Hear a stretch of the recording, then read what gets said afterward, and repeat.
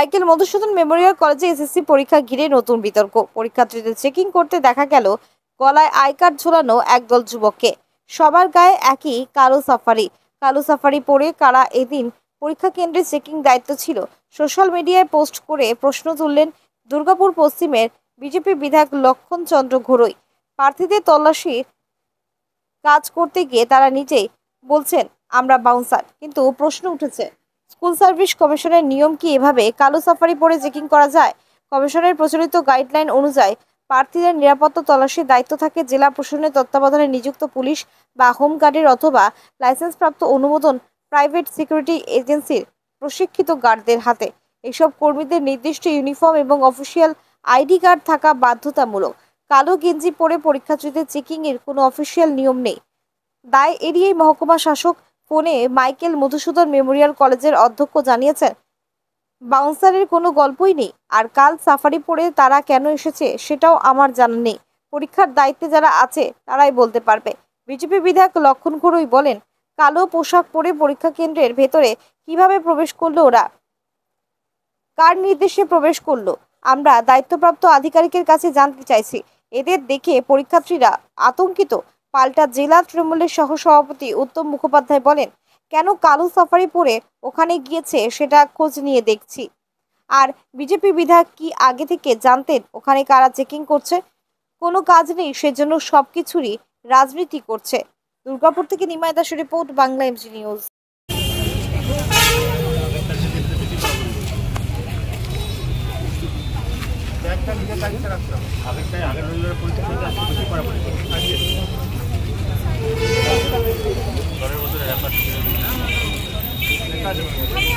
হ্যাঁ ঠিক আছে। যারা এমনি গার্জেন করে যেতে বলো, আর যারা ব্যাগ নিজের দায়িত্বে রাখতে হবে, ঠিক আছে? ব্যাগের দায়িত্ব বলো রাখতে দেবে, কিন্তু নিজের দায়িত্বে রাখতে লেখা আছে, মানে যে কথা বলতে লেখা আছে।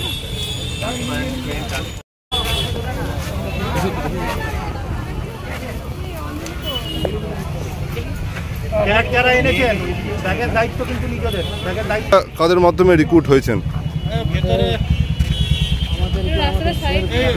আকাশ স্যার। হ্যাঁ, আকাশ স্যার পাঠিয়েছেন। কোন আকাশ স্যার? আমাদের বর্ধমান থাকে। আচ্ছা, পাঠিয়েছেন।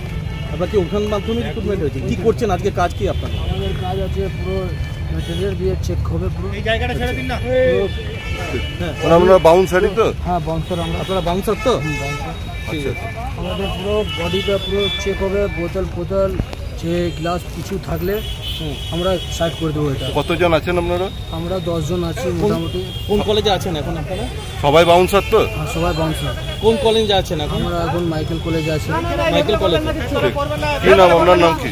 ভেতরে করবেন না, ভেতরে করবেন না। চলুন।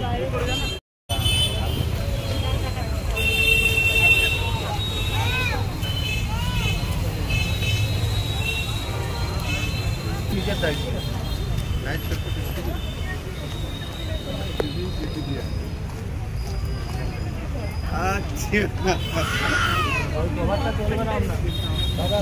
দেখুন যদি চলে যায়, ব্যাগ নিজের দায়িত্ব রাখতে হবে, ঠিক আছে? ব্যাগের দায়িত্ব, বোতলের ব্যাপারটা খুলুন। ব্যাগের দায়িত্ব নিজের। ব্যাগের মধ্যে ফোন থাকলে এখানে বলবেন, ব্যাপারটা খুলুন বলুন।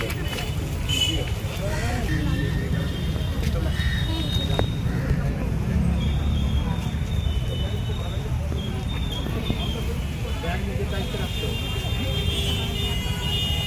ব্যাগের দায়িত্ব খাতাটা বলে দিন, এখানে সাইকেল বলে না। আমরা বলবো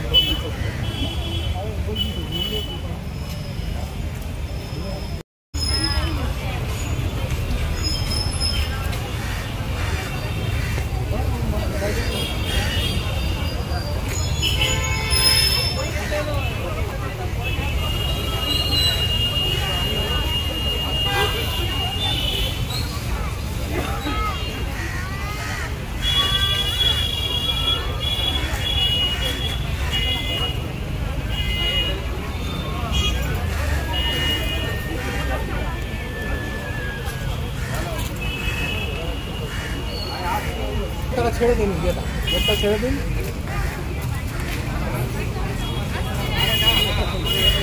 ব্যাপারটা তুলে দিন, বোতলের ব্যাপার।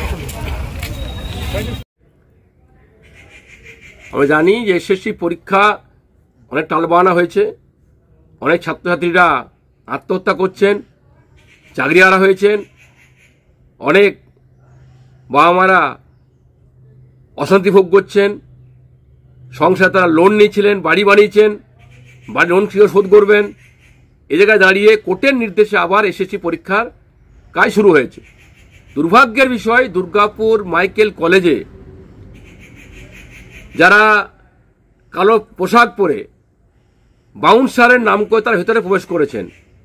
এরাই বলছেন যারা বাউন্সার, এরা ভেতরে প্রবেশ করলো কার নির্দেশে, কোন অজ্ঞাত কারণে?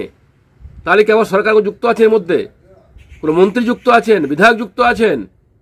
সাহায্য করতে গেছে পরীক্ষার্থীতে, টাকা নিয়ে চাকরি দিয়েছিলেন, তাদেরকে সাহায্য করতে গেছিলেন, টুকলি দিতে গেছিলেন। অনেক প্রশ্ন তৈরি হয়েছে, আর এই প্রশ্নের উত্তর সরকারকে দিতে হবে, প্রিন্সিপালকে দিতে হবে। কারণ কি, এর ব্যাখ্যা দিতে হবে। অর্থাৎ সারা বাংলা হাসছে, দুর্গাপুর হাসছে, ছাত্ররা ভয়ের মধ্যে ছিলেন, আতঙ্ক ছিলেন। এই কারণ এসে কারা, এই বাউন্সাররা কেন এসছেন? একাধিক ছাত্রছাত্রীরা করেছে, আমরাও প্রশ্ন করছি, এর উত্তর সরকারকে দিতে হবে। দুর্ভাগ্যজনক, বলা কিছু নেই, বাংলাটাকে শেষ করে দিয়েছে, শিক্ষাক্ষেত্র নৈরাজ্য করেছে, আর বলা কিছু নেই। মানুষ উত্তর দেবে আগামী দিনে কেন গেছিলেন, কি জন্য গেছিলেন। কি বলবেন? দেখুন, বিধায়ক নিজেই জানে তারা কারা।